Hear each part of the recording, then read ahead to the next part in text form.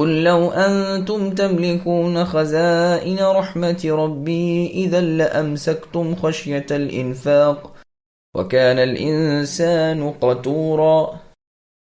اے نبی، آپ کہہ دیجئے کہ اگر بالفرض تم میرے رب کی رحمتوں کے خزانوں کے مالک بن جاؤ تو تم اس وقت بھی اس کے خرچ ہو جانے کے خوف سے اس میں بخیلی کرتے۔ انسان ہے ہی تنگ دل۔ سامعین، اب اس آیت کی تفسیر سماعت کیجئے۔ اللہ تعالیٰ نے خزانوں کا مالک کسی انسان کو کیوں نہ بنایا؟ انسانی طبیعت کا خاصا بیان ہو رہا ہے کہ اللہ تعالیٰ کی رحمت جیسی نہ کم ہونے والی چیز پر بھی اگر یہ انسان قابض ہو جائے تو وہاں بھی اپنی بخیلی اور تنگ دلی نہ چھوڑے، جیسے سورہ نساء کی آیت نمبر 53 میں ہے، جس کا ترجمہ ہے کہ اگر ملک کے کسی حصے کے یہ مالک ہو جائیں تو کسی کو ایک کوڑی بھی نہ دیں گے۔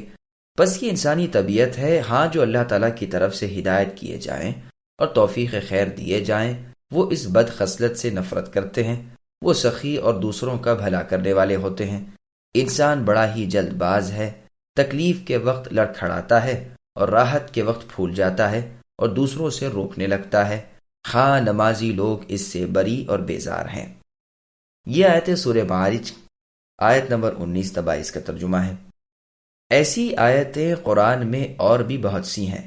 اس سے اللہ تعالیٰ کے فضل و کرم، اللہ کی بخشش و رحم کا پتہ بھی چلتا ہے۔ بخاری اور مسلم میں رسول اللہ صلی اللہ علیہ وسلم کا فرمان ہے کہ اللہ تعالیٰ کے ہاتھ پر ہیں، دن رات کا خرچ اس میں کوئی کمی نہیں لاتا۔ ابتدا سے اب تک کے خرچ نے بھی اللہ کے خزانے میں کوئی کمی نہیں کی۔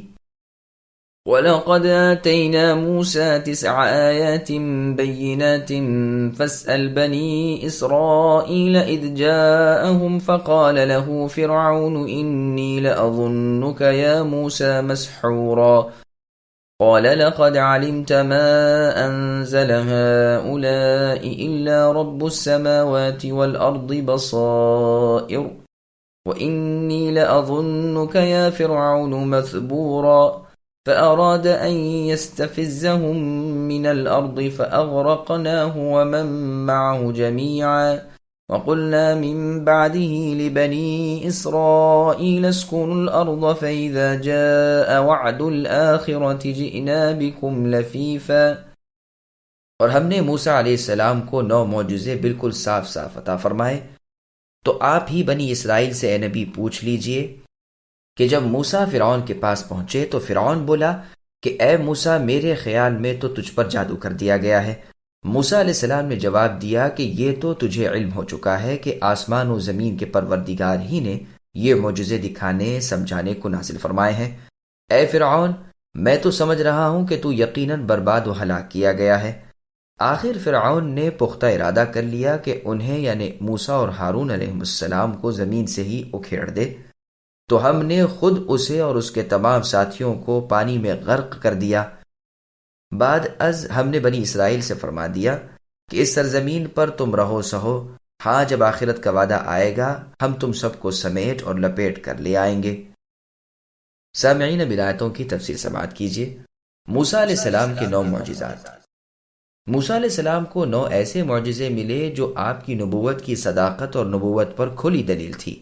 لکڑی، ہاتھ، قحط سالی، دریا، طوفان، ٹڈیاں، جوئیں، میںڈک اور خون، یہ تھی تفصیل وار آیتیں۔ محمد بن کعب القرظی رحمہ اللہ کا قول ہے کہ یہ معجزے ہیں ہاتھ کا چمکیلا بن جانا، لکڑی کا صاف ہو جانا، اور 5 وہ جن کا بیان سورہ اعراف میں ہے، اور مالوں کا مٹ جانا اور پتھر۔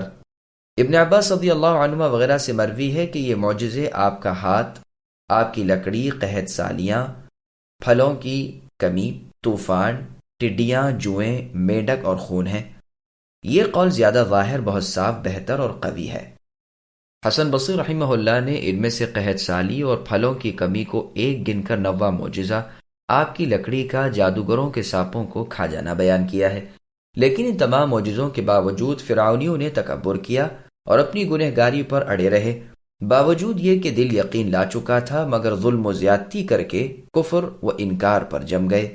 اگلی آیتوں سے ان آیتوں کا ربط یہ ہے کہ جیسے آپ کی قوم آپ سے معجزے طلب کرتی ہے، ایسے ہی فرعونیوں نے بھی موسیٰ علیہ السلام سے معجزے طلب کیے جو ظاہر ہوئے، لیکن انہیں ایمان نصیب نہ ہوا، آخر ہلاک کر دیے گئے۔ اسی طرح اگر آپ کی قوم اے نبی معجزوں کے آ جانے کے بعد کافر ہی رہی تو پھر مہلت نہ ملے گی اور معاً تباہ و برباد کر دی جائے گی۔ خود فرعون نے معجزے دیکھنے کے بعد موسیٰ علیہ السلام کو جادوگر کہہ کر اپنا پیچھا چھڑا لیا۔ بس یہاں جو 9 نشانیوں کا بیان ہے یہ وہی ہیں، اور انہی کا بیان وَأَنْ أَلْقِ عَصَاكَ سے قَوْمًا فَاسِقِينَ تک میں ہے، یعنی سورہ قصص کی آیت نمبر 31 اور 32۔ ان آیتوں میں لکڑی کا اور ہاتھ کا ذکر موجود ہے، اور باقی آیتوں کا بیان سورہ اعراف میں ہے۔ ان کے علاوہ بھی اللہ تعالیٰ نے موسیٰ علیہ السلام کو بہت سے معجزے دیے تھے، مثلا آپ کی لکڑی کے لگنے سے ایک پتھر سے 12 چشموں کا ظاہر ہو جانا، یا بادل کا سایہ کرنا، منا و سلوا کا اترنا وغیرہ وغیرہ۔ یہ سب نعمتیں بنی اسرائیل کو مصر کے شہر چھوڑنے کے بعد ملی۔ بس ان معجزوں کو یہاں اس لیے بیان نہیں فرمایا کہ وہ فرعونیوں نے نہیں دیکھے تھے، یہاں صرف ان 9 معجزوں کا ذکر ہے جو فرعونیوں نے دیکھے تھے اور انہیں جھٹلایا تھا۔ مسند احمد میں ہے کہ ایک یہودی نے اپنے ساتھی سے کہا، چل تو ذرا اس نبی محمد سے ان کے قرآن کی اس آیت کے بارے میں پوچھ لیں کہ موسیٰ علیہ السلام کو وہ 9 آیات کیا ملی تھیں۔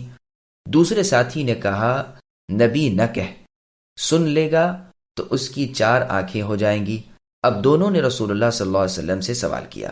رسول اللہ نے فرمایا، یہ کہ اللہ تعالیٰ کے ساتھ کسی کو شریک نہ کرو، چوری نہ کرو، زنا نہ کرو، کسی جان کو ناحق قتل نہ کرو، جادو نہ کرو، سود نہ کھاؤ، بے گناہ لوگوں کو پکڑ کر بادشاہ کے دربار میں نہ لے جاؤ کہ اسے قتل کرا دو، اور پاک دامن عورتوں پر بہتان نہ باندھو، یا فرمایا جہاد سے نہ بھاگو، اور اے یہودیو تم پر خاصتاً یہ حکم بھی تھا کہ ہفتے کے دن زیادتی نہ کرو۔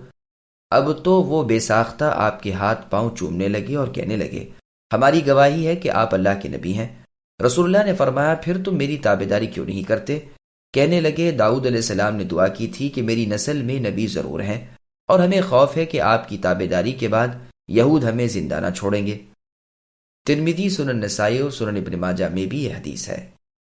امام ترمذی اسے حسن صحیح بتلاتے ہیں، لیکن ہے ذرا مشکل کام، اس لیے کہ اس کے راوی عبداللہ بن سلمہ کے حافظے میں قدر قصور ہے اور ان پر جرح بھی ہے۔ ممکن ہے 9 کلمات کا شبہ 9 آیات سے انہیں ہو گیا ہو، اس لیے کہ یہ تورات کے احکام ہیں، فرعون پر حجت قائم کرنے والی یہ چیزیں نہیں، واللہ عالم۔ اسی لیے فرعون سے موسیٰ علیہ السلام نے فرمایا کہ اے فرعون، یہ تو تجھے بھی معلوم ہے کہ یہ سب معجزے سچے ہیں، اور ان میں سے ایک ایک میری سچائی کی جیتی جاگتی دلیل ہے۔ میرا خیال ہے کہ تو ہلاک ہونا چاہتا ہے، اللہ تعالیٰ کی لعنت تجھ پر اترنی چاہتی ہے، تو مغلوب ہوگا اور تباہی کو پہنچے گا۔ مسبور کے معنی ہلاک ہونے کے شعر میں بھی ہیں، اذا جار الشیطان فی سنن الغی ومن مال میلوہ مسبورا، یعنی شیطان کے دوست ہلاک شدہ ہیں۔ علمتا کی دوسری قراءت علمتو، تاکہ زبر کے بدلے تاکہ پیش سے بھی ہے، لیکن جمہور کی قراءت تاکہ زیر سے ہی ہے، اور اسی معنی کو وضاحت سے اللہ تعالیٰ نے سورہ نمل کی آیت نمبر 14 میں بیان فرمایا، وَجَحَدُوا بِهَا وَاسْتَيْقَنَتْهَا أَنفُسُهُمْ، یعنی جب ان کے پاس ہماری ظاہر اور بصیرت افروز نشانیاں پہنچ چکی تو وہ بولے کہ یہ تو کھلا ہوا جادو ہے، یہ کہہ کر منکر بن بیٹھے، حالانکہ ان کے دلوں میں یقین آ چکا تھا، لیکن صرف ظلم و زیادتی کی راہ سے نہ مانا۔ الغرض یہ صاف بات ہے کہ جن 9 نشانیوں کا ذکر ہوا ہے، یہ عصا، ہاتھ، قحط سالی، پھلوں کی کم پیداواری، ٹڈیاں، جوئیں، مینڈک اور خون تھیں، جو فرعون اور اس کی قوم کے لیے اللہ تعالیٰ کی طرف سے دلیل و برہان تھا، اور موسیٰ علیہ السلام کے معجزے تھے جو آپ کی سچائی اور اللہ تعالیٰ کے وجود پر دلائل تھے۔ ان 9 نشانیوں سے مراد وہ احکام نہیں جو اوپر کی حدیث سنن ترمذی کے حوالے میں بیان ہوئے، کیونکہ وہ فرعون اور فرعونیوں پر حجت نہ تھے، بلکہ ان پر حجت ہونے اور ان کے احکام کے بیان ہونے کے درمیان کوئی مناسبت ہی نہیں۔ یہ وہم صرف عبداللہ ابن سلمہ راوی حدیث کی وجہ سے لوگوں کو پیدا ہوا ہے، اس کی بعض باتیں واقعی قابل انکار ہیں، واللہ عالم۔